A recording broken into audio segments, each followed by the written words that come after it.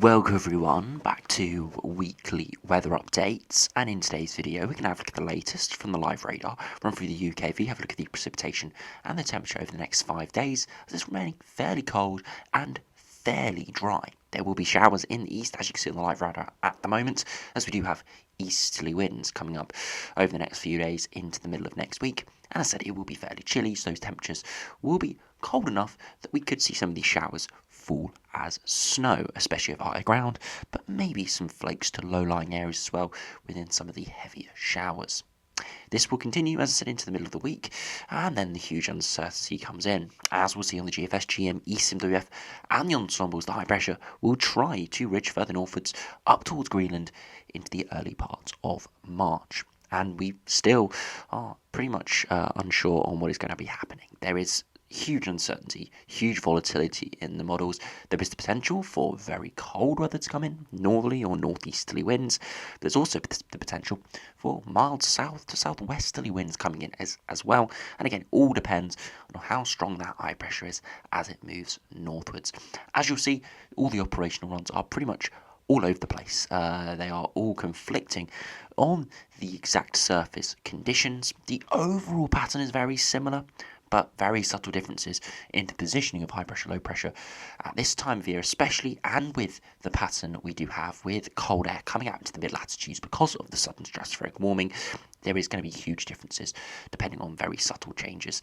And as you see in the ensembles, there is sort of a 25-degree temperature range between the ensembles. Some -10 to -15, absolutely freezing cold, widespread snow. Others up towards 10 degrees at 850 HPA or even higher, bringing us a taste of spring.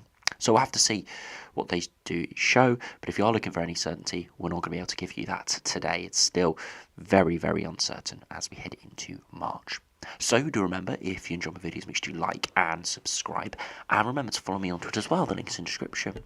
So as I said, if we do start on the live radar, you can see we've got easterly winds coming in at the moment and a array of showers. Again, none of these too heavy and not too widespread, but anywhere from the sort of the spine of the United Kingdom eastwards, we do have showers pushing in. Again, they're mostly light, but there are a few moderate showers, and as you can see in the northern parts, over higher ground, they are falling as snow. And you can't even rule out in the core of some of these heavier showers, there could be a few flakes as well. And as the sun does set this evening, these showers do continue, which they are forecasted to in a few places. There could be some windiness as well, but remember the ground temperatures are still above freezing. The 2-metre temperatures are still a good 5 or 6 degrees and could still remain above freezing tonight as we've got strong winds. So we're not going to see any settling snow at all, just some falling snow perhaps in places, as I said, especially over the high ground in daytime, but maybe more widely overnight. So if we do put on the temperatures as of around 3 p.m. or half 2, 3 p.m, you can see it is widely a cooler day. We do have still some yellows around, so still some areas getting towards the mid to maybe high single digits, but most areas are towards the mid single digits, so average to below average in terms of temperatures for the time of year. The wind chill, though, is making it feel a lot colder. We are able to have a look at the feel-like temperature on the weather channel here. So if we do put the feel-like temperature on, you can see that it's gonna feel a lot colder than it is showing. You see a lot more lighter blues, which is indicating temperatures close towards freezing. So in most areas, the feel-like temperature is close towards freezing, so it is feeling very cold out there, and even some pinks appearing for over the higher ground of Scotland and northern England. That's temperatures that are feeling like down to -10 degrees, so it is a very cold feeling day out there, but the actual surface conditions still in the mid-single digits, and of course it will be turning cooler overnight. And the reason for this, you can see where the air is originating from out towards the Baltic Sea. We do have very cold air there, and that's the feel-like temperatures right now, as around -10 to -20 degrees in most of this area. So if we do now go over to the UKV and have a look at the precipitation and temperatures doing over the course of the next 5 days. Now you can see at the moment we do have those showers pushing in from the east, and they will continue through this afternoon all the way perhaps towards this evening as well, before starting to die away around sort of 8-9 p.m. But they could fall as wintry precipitation more widely if they do persist in places, especially towards the coastal areas. As we head into tomorrow, more showers will start to form, especially across those northeastern coastal areas, but most areas are drier tomorrow with less instability around. Much brighter day, but again, still that cold feel out there. As we head into Monday, still generally pretty dry, but more showers potentially pushing in there through East Anglia into the northeast of England, into East Midlands through the morning. Quite heavy, more widespread there. Could be a bit of a streamer of showers there. Again, could be some winteriness appearing in those through Monday afternoon. And then as we head into Monday evening into Tuesday, a bit more cloud around and some more precipitation around in general. So it could be quite lively there in terms of more shower activity. And again, there could be some winteriness associated with this as well. And then finally, as we head into Wednesday, eventually it all dies down a bit as that cold air does move away and we start to see a brief introduction of slightly milder air before that high pressure tries to move further northwards. But as I said, we have no real clue what is going to happen exactly after that. The only thing is it's going to get slightly milder at the upper air temperatures. The surface probably not too much milder, keeping quite cold air trapped at the surface, and it's after that we will just have to see what happens. Now, if you put on the upper air temperatures for the next 5 days, you can see why it's going to be really quite chilly. You can see at the moment we've got very cold air, especially through central and eastern areas, and it will be quite widespread over the next day or so, before it does come more exclusive towards the south and the east through Sunday into Monday. You see it slowly drifts away, and by Monday afternoon it is really only dominating in southern and eastern areas, trying to push further northwards and westwards at times. As we head through Tuesday, it eventually does degrade away, and then as we head into Wednesday, into the 1st of March, and then into the 2nd, it eventually clears out into the North Sea, warming up as it does. So it turning milder there, but again, nothing exceptionally mild. Those temperatures will still be pretty chilly. We'll have to see, as I said, what happens after that. If we do put on the 2-metre temperatures as over the course of the next 5 days, you can see this afternoon widely 5 to 7 degrees, pretty chilly, and of course the wind chill making it feel even colder than that. The dew points are very low at the moment, down widely below freezing. And as we head into tonight, widespread frost, especially in central and western areas, away from the cloud and the stronger winds further eastwards, keeping those temperatures slightly higher. And then as we head into Sunday afternoon, still a cold day widely, 5 to 8 degrees again, feeling very raw out there, especially in the east. And then into Monday, overnight temperatures once again dropping towards freezing in central and western areas, quite widely once again. Northern and eastern areas slightly milder there through England, as we do have more cloud coming in off the North Sea and those stronger winds. As we head into Monday afternoon, still a cold day, 5 to 8 degrees, average 2 below average, feeling a lot chillier than that as well. And then into Tuesday, overnight temperatures not too low, with a bit more thicker cloud around. And into Tuesday afternoon, once again, 5 to 8 degrees.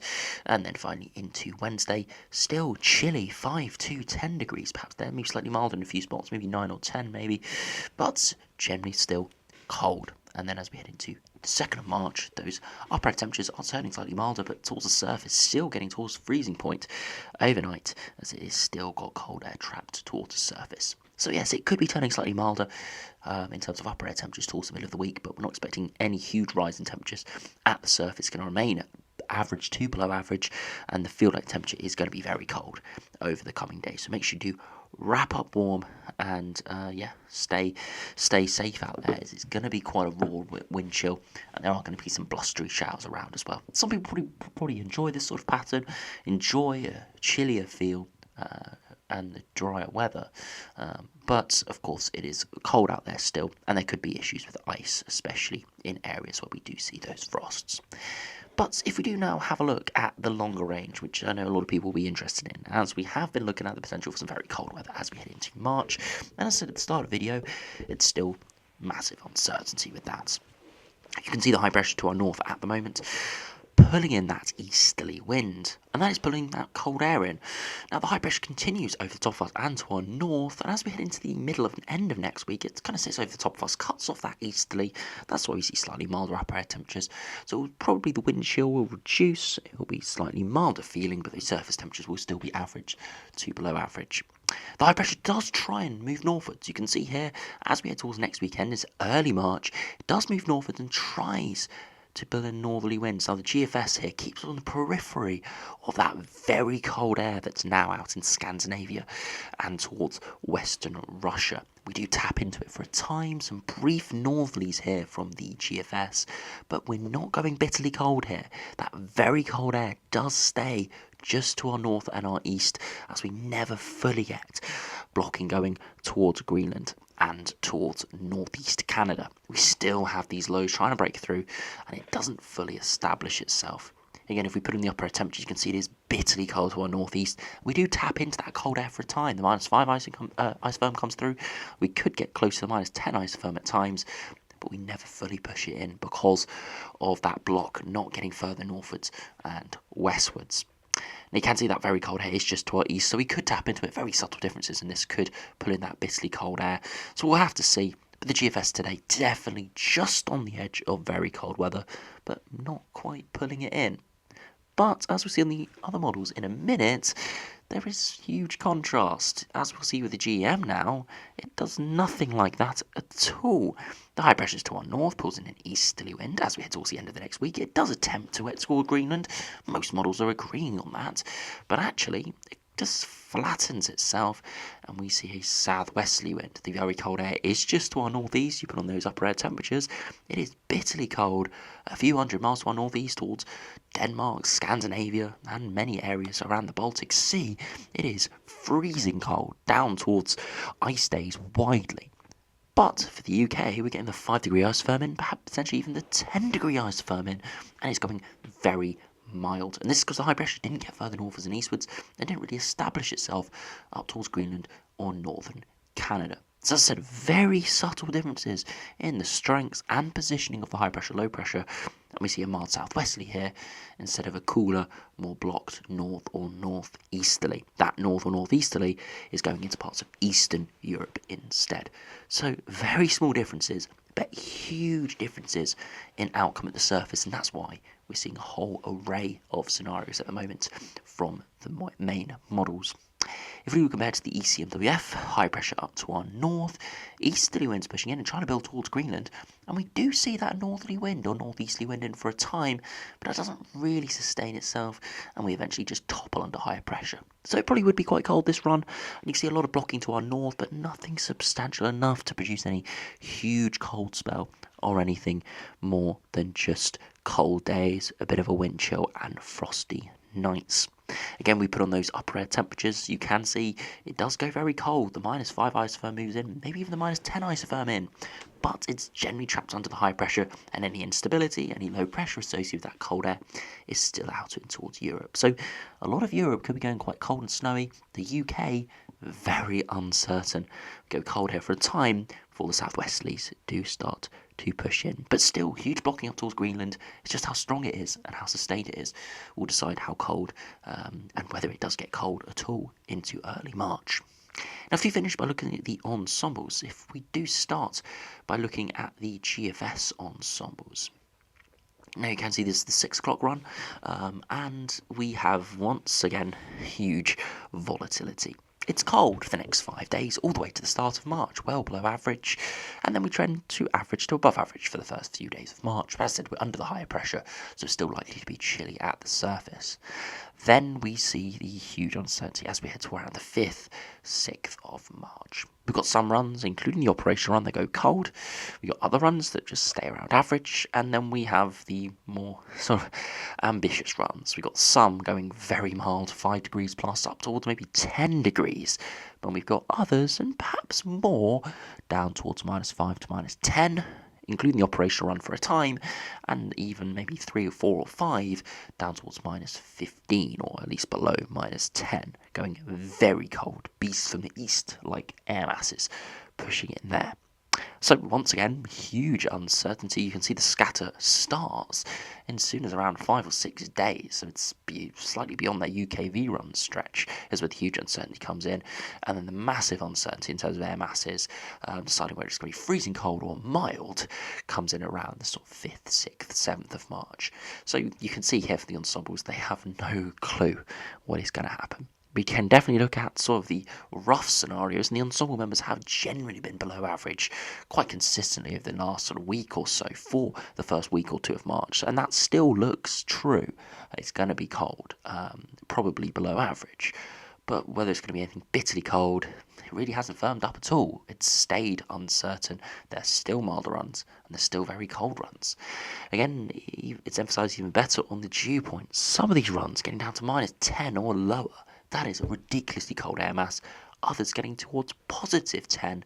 That's a very mild southwesterly flow with a lot of moisture, a lot of rain, and spring-like temperatures that we have seen a little bit over the last couple of weeks, but this would be proper spring-like temperatures, widespread, and it would feel quite warm as well in sunshine. The average of the dew point is around freezing, so as I said, we're still probably most likely going to see cool or cold conditions, but it's just how cold and whether we'll see any winteriness really associated with that. The dew meter temperatures are generally around the mid-single digits, around 5 to 8 degrees, which is average to perhaps slightly below average, especially in the south, and the wind chill will make it feel even colder than that.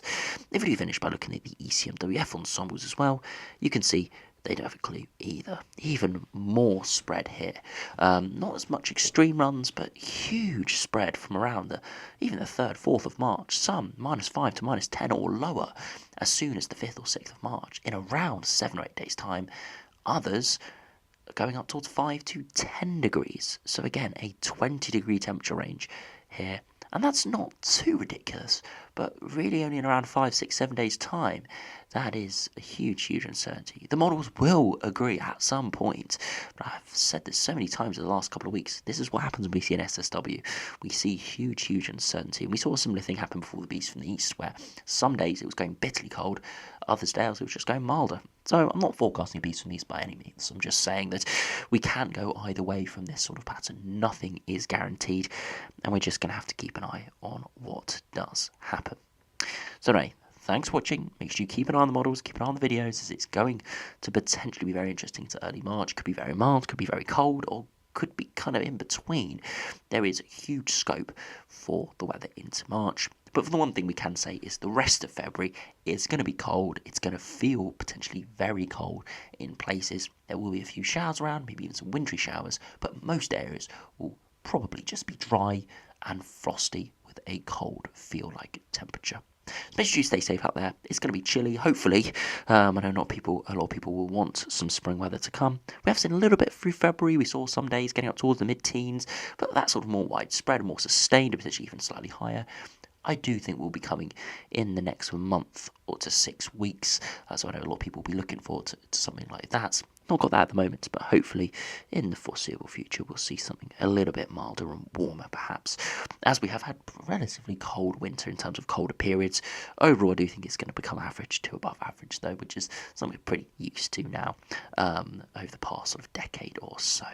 So anyway, thanks for watching. Make sure you stay safe out there. It's going to be cold, but nothing too ridiculous yet. And I'll see you again for another video soon.